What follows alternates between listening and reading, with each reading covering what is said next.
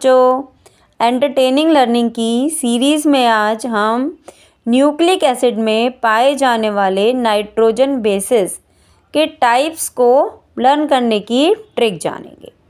अब nitrogen bases होते कितने तरह के हैं? 2 तरह के, प्यूरिन एंड पिरिमिडिन।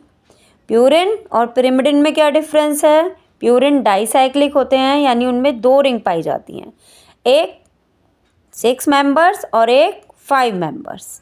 और जबकि जो पिरिमिडिन है वो मोनोसाइक्लिक होते हैं, उनके अंदर केवल एक ही रिंग पाई जाती है और वो रिंग है 6 मेंबर्स। अब टोटल हमारे जो नाइट्रोजन बेसेस हैं वो 5 होते हैं, 2 प्यूरिन हैं, 3 पिरिमिडिन हैं। अब बच्चे कंफ्यूज हो जाते हैं कि कौन से प्यूरिन कौन से पिरिमिडिन।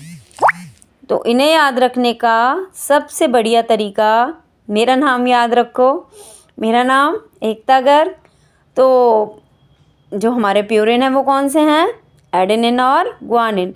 मेरा नाम हिंदी में देखो, A for Ekta, A for adenine, G for Garg और जी फॉर ग्वानिन। तो मेरे नाम से आप इजीली लर्न रख सकते हैं प्यूरिन बेसिस को। पिरिमिडिन हमारे 3 होते हैं, बाकी बचे तीनों हमारे पिरिमिडिन हैं। अब एक और कन्फ्यूज़न रहता है बच्चों को कि कौन से आरएनए में पाए जाते हैं और कौन से डीएनए में। तो इनमें से 2 आरएनए में पाए जाते हैं और 2 ही डीएनए में पाए जाते हैं।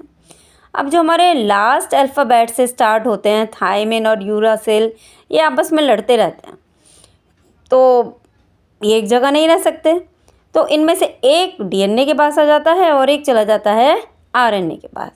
अब डीएनए के पास, डीएनए ज़्यादा इम्पॉर्टेंट है, तो पहला वाला थायमिन आ जाता है और आरएनए के पास यूरासिल चला जाता है।